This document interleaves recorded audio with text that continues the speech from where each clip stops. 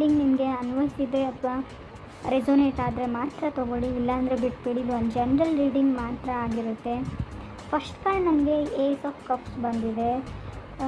Lot of mind thinking ಅಂತ ಹೇಳುತ್ತೆ. ಇದರಲ್ಲಿ ತುಂಬ ನಿಮ್ಮ ಮೈಂಡ್ಗೆ ಸ್ಟ್ರೆಸ್ ಆಗ್ಬೋದು ಅಂತ ಹೇಳುತ್ತೆ, ಒತ್ತಡ ಬೀಳ್ಬೋದು, ತುಂಬ ಜಾಸ್ತಿ ಥಿಂಕ್ ಮಾಡುವಂಥ ಚಾನ್ಸಸ್ ಇದೆ.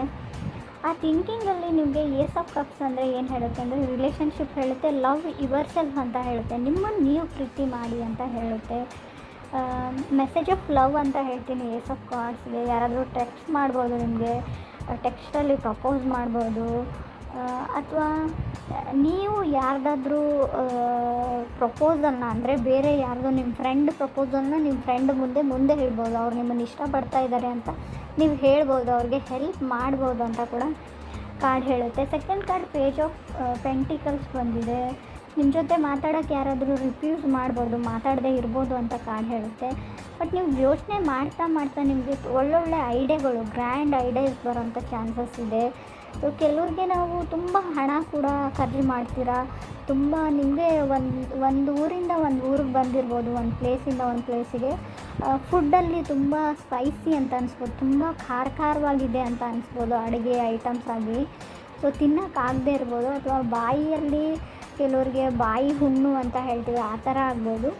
ಸ್ವಲ್ಪ ತಿನ್ನೋಕ್ಕೆ ಊಟದ ಬಗ್ಗೆ, ಫುಡ್ ವಿಚಾರದ ಬಗ್ಗೆ ತಿನ್ನೋಕ್ಕೆ ಆಗದೇ ಇರ್ಬೋದು ಅಂತ ಹೇಳ್ಬೋದು. ಉಪ್ಪು ಖಾರ ಹುಳಿ ಜಾಸ್ತಿ ಆಗ್ಬೋದು.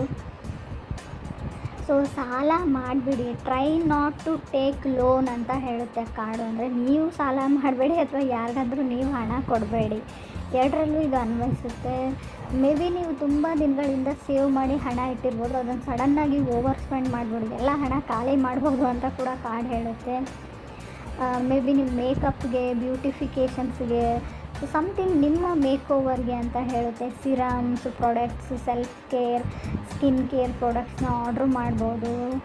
ತುಂಬ ಫಿಸಿಕಲ್ ಆ್ಯಕ್ಟಿವಿಟೀಸ್ ಸ್ಟ್ರೇನ್ ಅಂತ ಅನ್ನಿಸ್ಬೋದು. ನಾನು ಆಲ್ರೆಡಿ ಹೇಳಿದೆ ಲವ್ ಯುವರ್ ಸೆಲ್ಫ್ ಅಂತ. Ace of cups message of love ಅಂತ ಹೇಳ್ತೀವಿ. ಯಾರಾದರೂ ನಿಮಗೆ ರೊಮ್ಯಾಂಟಿಕ್ ಮೆಸೇಜ್ನ ಕಳಿಸೋಂಥ ಚಾನ್ಸಸ್ ಇದೆ, ಮೇ ಬಿ ನೀವು ಯಾರಿಗಾದ್ರು ಅಂತ ಕೂಡ ಕಾರ್ಡ್ ಹೇಳುತ್ತೆ. ಥರ್ಡ್ ಕಾರ್ಡ್ ನನಗೆ ನೈಟ್ ಆಫ್ ವಾಂಡ್ಸ್ ಬಂದಿದೆ. ನಿಮಗೆ ಯಾರೋ ಒಬ್ಬ ವ್ಯಕ್ತಿ ಬೇಕೇ ಬೇಕು, ಅವ್ರು ನನ್ನ ಜೊತೆ ಮಾತಾಡಲೇಬೇಕು ಅಂತ ಅನ್ನಿಸ್ಬೋದು ಈ ಮಂತಲ್ಲಿ. ಸ್ಪೆಷಲಿ ಕೆಲವ್ರಿಗೆ ನ್ಯೂ ಕನೆಕ್ಷನ್ ಅಂತ ಹೇಳ್ತೀವಿ, ಬಟ್ ಸ್ಲೋ ಸಿಗ್ನಲ್ಸ್ ಇದೆ, ಆ ಕಡೆಯಿಂದ ಏನೂ ಆ್ಯಕ್ಟಿವ್ ಆಗಿ ರೆಸ್ಪಾನ್ಸ್ ಬರ್ತಾ ಇಲ್ಲ. ನೀವು ಯಾವ ಥರ ಫೀಲ್ ಮಾಡ್ತೀರಾ ಅದೇ ಥರ ಆ ವ್ಯಕ್ತಿ ಫೀಲ್ ಮಾಡ್ತಾ ಇಲ್ಲ ಅಂತ ಅನಿಸ್ಬೋದು ರಿಲೇಷನ್ಶಿಪ್ಪಲ್ಲಿ. ನಿಮಗೆ may be relationship may be challenge ಅಂತ ಅನಿಸ್ಬೋದು. ಕಾನ್ಸಲ್ಟೇಷನ್ ಹೇಳುತ್ತೆ, ಡಾಕ್ಟ್ರನ್ನ ಕನ್ಸಲ್ಟ್ ಮಾಡ್ಬೋದು.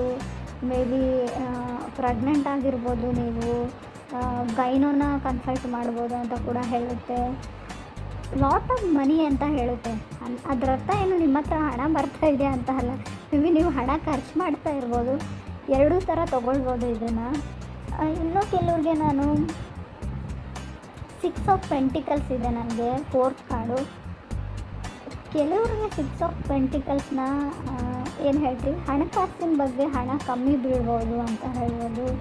ತುಂಬ ಫ್ಲಕ್ಚುವೇಷನ್ ಇನ್ಕಮ್ ಅಂತ ಹೇಳುತ್ತೆ.